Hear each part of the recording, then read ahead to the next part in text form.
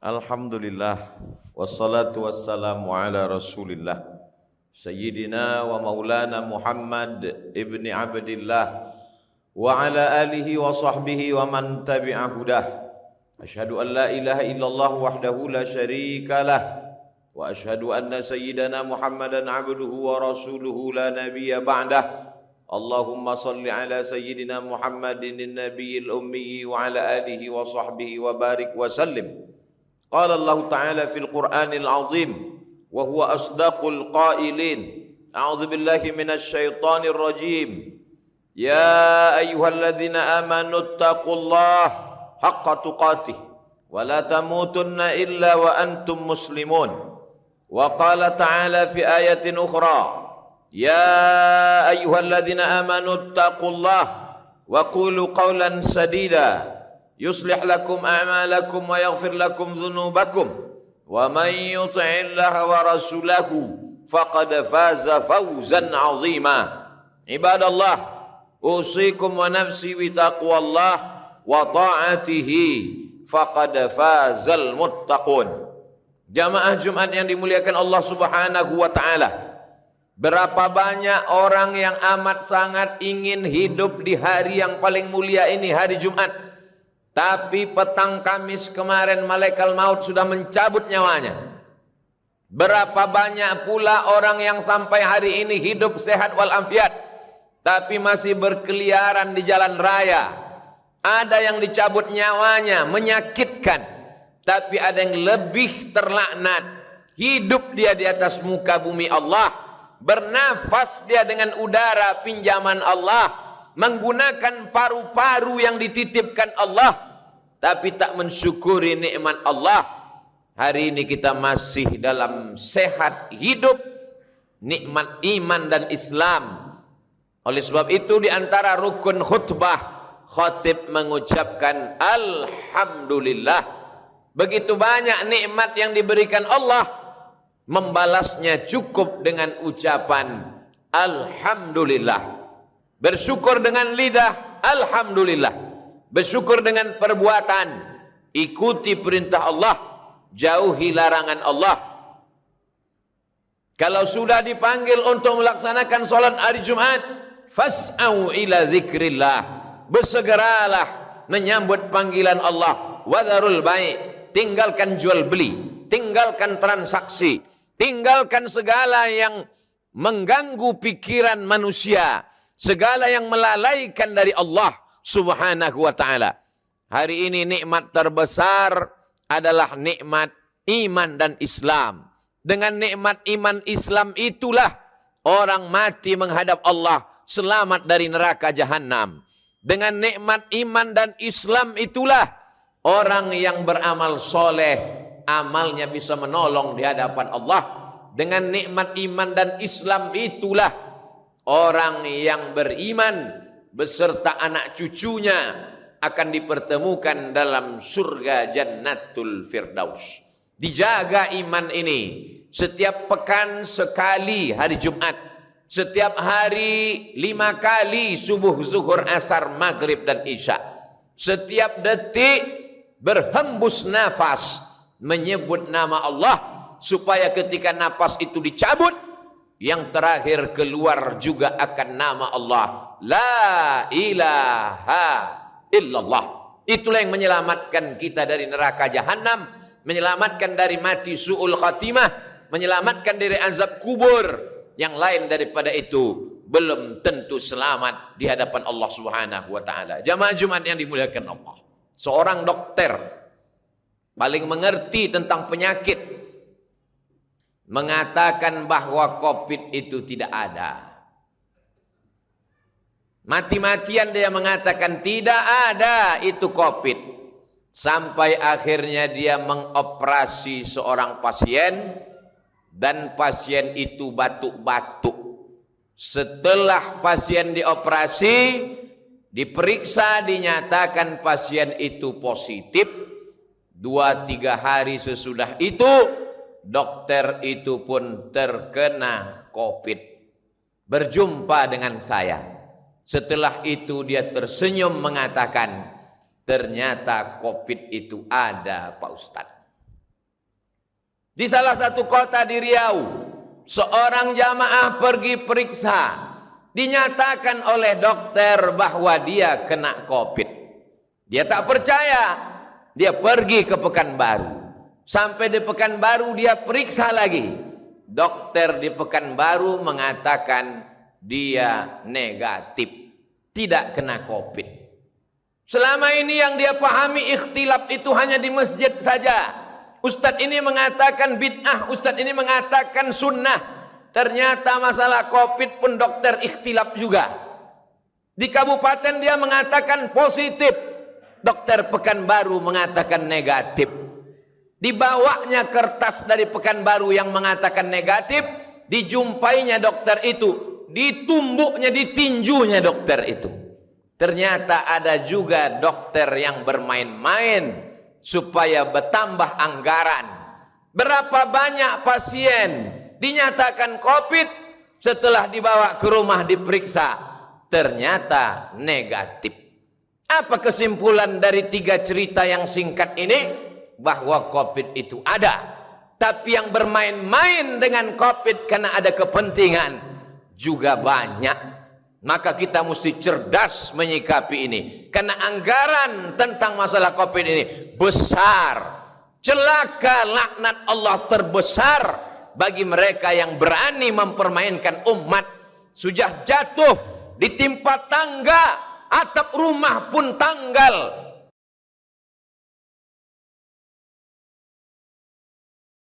Susah mereka kena sakit, keluarganya meninggal dunia.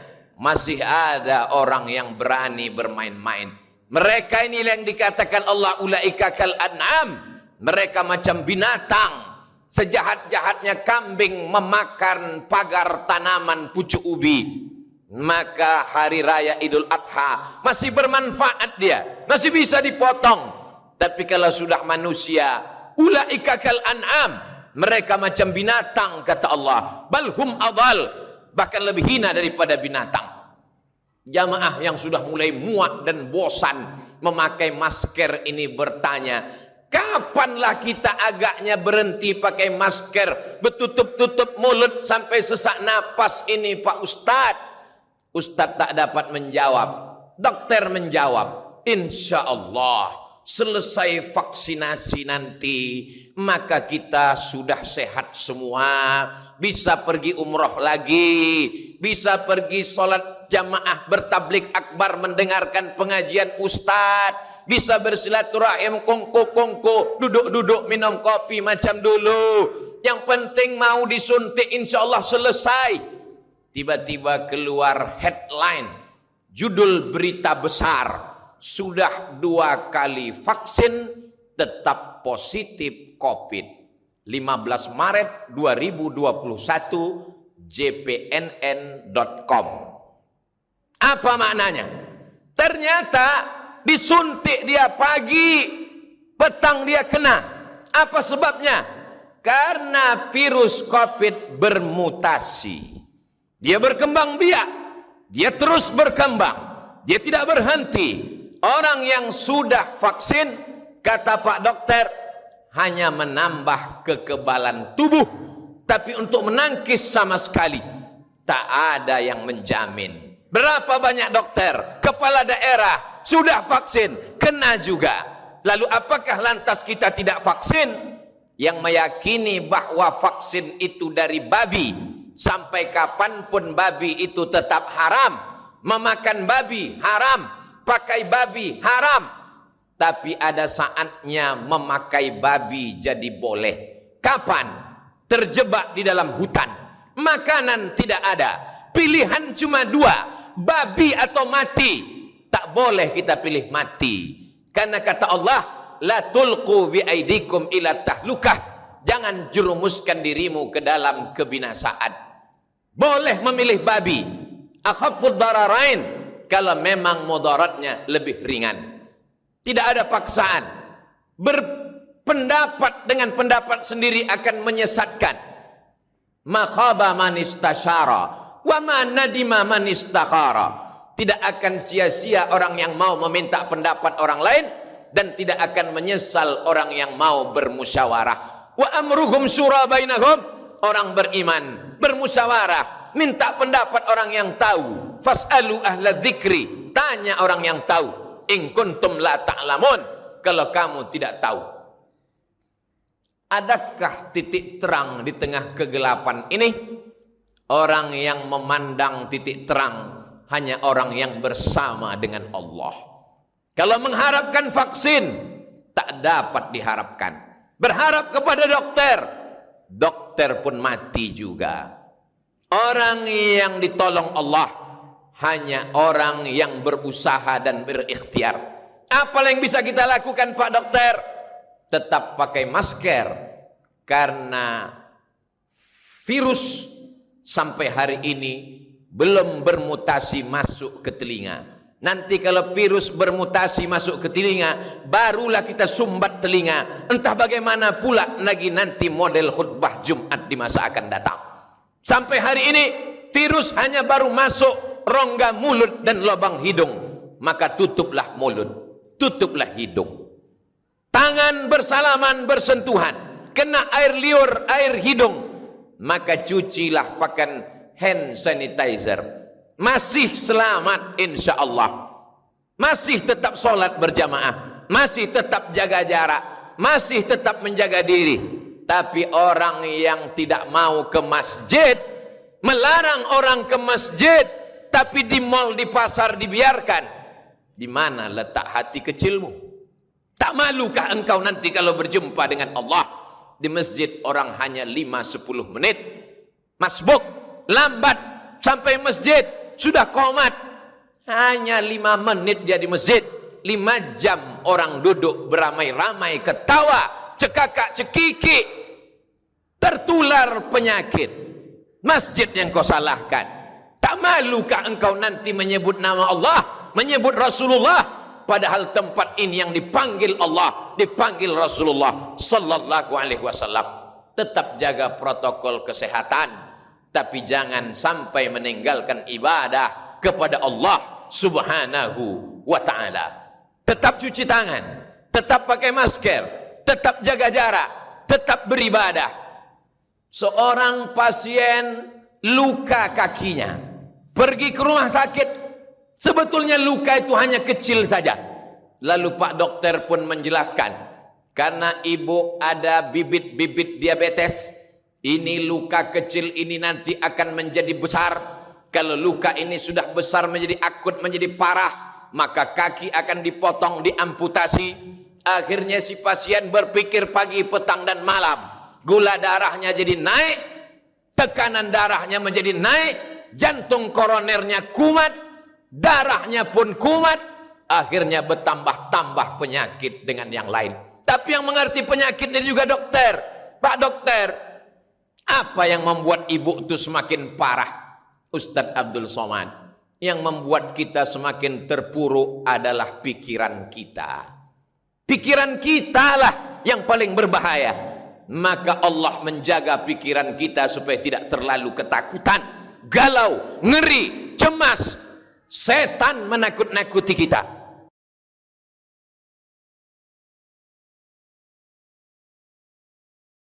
Maka bagaimana caranya? Orang yang berzikir mengingat Allah, memperbanyak bersolawat, maka insya Allah dijaga Allah pikirannya.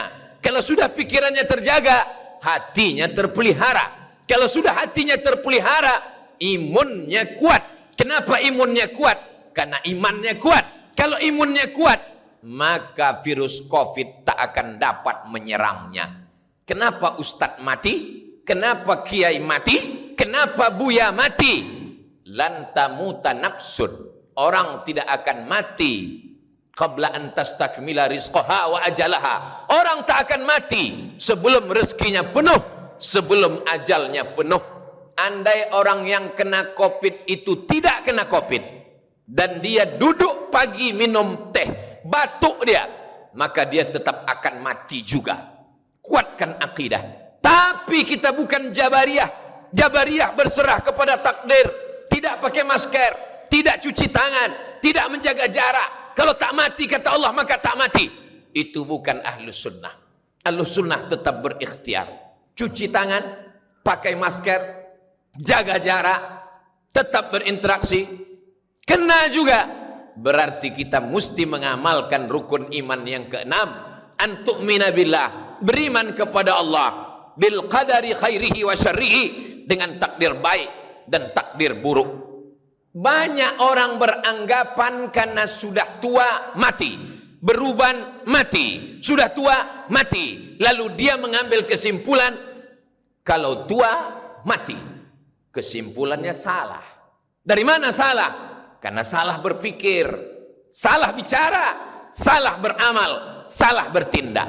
Mati tak menunggu tua, mati tak menunggu sakit. Berapa banyak bayi yang baru lahir sehat walafiat mati. Kalaulah dikatakan badan sehat membuat orang tak mati, coba hitung berapa banyak orang mati habis senam pagi, habis jogging mati. Kalaulah dikatakan mati menunggu tua, berapa banyak ulama muda, ustadz muda, artis muda, pejabat muda mati. Kematian milik Allah. Lalu kenapa sampai hari ini kita masih hidup? Berapa banyak orang menduga kita sudah mati, dan berapa kali kita melewati momen-momen hidup dikatakan orang mati tapi tak mati.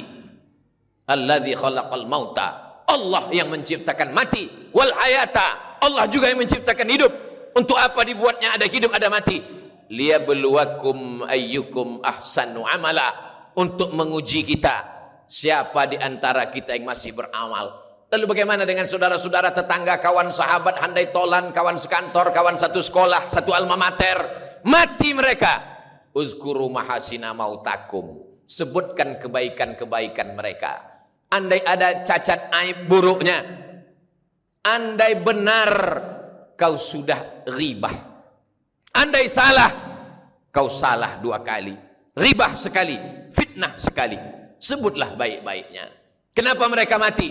Ajalnya sudah sampai, rezekinya sudah penuh. Sebelum COVID itu ada, sebelum virus COVID-19 itu lahir, Allah sudah menuliskan takdir untuk dia. Tapi kita tetap berusaha dan berikhtiar. Itulah beda antara Jabariyah, Qadariyah dengan Ahlus Sunnah wal Jamaah. Mesti kembali kepada agama. Yang punya bisnis tumbang. Orang pergi haji dan umrah, hari ini tak dapat berangkat ke tanah suci. Ustadz Somad, satu-satunya bisnis yang tetap bisa hari ini khusus untuk pariwisata hanya bisnis menyelam. Kenapa begitu Pak? Karena COVID belum bisa masuk ke dalam air. Tapi orang untuk menyelam mesti naik pesawat. Sebelum naik pesawat dia akan rapid test, swab. Ada kekhawatiran jangan-jangan barang yang dipakai barang bekas, walaupun oknum yang melakukan 0, sekian persen, tapi orang tetap ketakutan. Dia akan masuk hotel, dia tidak jamin anduknya, spraynya, orang ketakutan. Bisnis pariwisata tumbang. Semua bisnis rekayasa manusia hancur. Satu-satunya bisnis yang tetap bertahan hanya bisnis milik Allah Subhanahu wa taala. Kelapa sawit harga tetap normal. Kelapa bulat harga malah naik. Buah pinang tak terpengaruh sama sekali. Itulah makanya orang yang mengamalkan sunnah bertani, bercocok tanam, dia akan tetap istiqomah. Tetap istiqomah bukan saja imannya, tapi perbuatannya memakmurkan muka bumi Allah. Perdagangan yang didasarkan pada niat lillah tetap bertahan. Kenapa pedagang-pedagang tetap eksis padahal pembelinya sudah tidak ke pasar lagi? Kami masih punya usaha online Pak Ustadz. Mereka tetap membeli dengan berbagai cara. Jangan putus asa dari rahmat Allah. Lau tawakkaltum 'ala Allah haqqa tawakkulih. Kalau kau benar-benar bertawakal kepada Allah sebenar-benar takwa, la razaqakum kama ruziqat thair. Allah beri kau rezeki seperti rezeki seekor burung. Taghdu khimasan, pergi dari sarang, terbang di waktu pagi dalam keadaan perut kosong. Wa taruhu bitanan, mereka pulang dalam keadaan perut kenyang. Satu-satunya solusi hanyalah kembali kepada Allah Subhanahu wa taala. Bangun malam, tetap salat sunat taubat, salat sunat wudu dulu. Setelah itu salat sunat taubat, salat sunat tahajud, menjelang azan subuh berkumandang, beristighfar kepada Allah. Setelah itu apa yang bisa kita lakukan? Rezeki yang dititipkan Allah, berwakaflah, berzakatlah, berinfaklah, bersedekahlah. Setan selalu membisikkan, putus asalah, berhentilah menyembah Allah. Buya pun mati, kiai pun mati, ustaz pun mati. Mati itu pasti. Tapi masuk neraka atau tidak masuk neraka itu pilihan. Wa nafsi wa ma sawwaha, demi jiwa dan penciptaannya, fa alhamaha fujuraha wa taqwaha. Allah berikan jalan. Qad aflaha man zakkaha. Beruntung orang yang mensucikan hatinya dengan zikir, perbanyak istighfar, perbanyak salawat, perbanyak tasbih, perbanyak tahmid, kuat iman, kuat keyakinan. Imun akan kuat, badan pun akan sehat. Berpikir positif, berniat baik, berbuat baik. Kalau kau panjangkan umurku ya Allah, kalau lewat aku dari wabah Covid ini, jangan mati sebelum bangun masjid, jangan mati sebelum menyantuni anak yatim, jangan mati sebelum menyekolahkan fakir miskin, jangan mati sebelum berwakaf, berinfak dan bersedekah. Semua akan mati, semua akan menghadap Allah Subhanahu wa taala. Menjadi pilihan bagi kita, apakah mati husnul khatimah atau su'ul khatimah. Isma syi'ta fa innaka mayyit. Hidup sesuka hatimu, karena kau akan menjadi mayat dan akan diminta tanggung jawab di hadapan Allah Subhanahu wa taala. Barakallahu li wa lakum fil Qur'anil azim. Wa nafa'ani wa iyyakum bima fihi minal ayati wadh-dhikril hakim. Wa taqabbala minni wa minkum tilawatahu. Innahu huwal ghafurur rahim.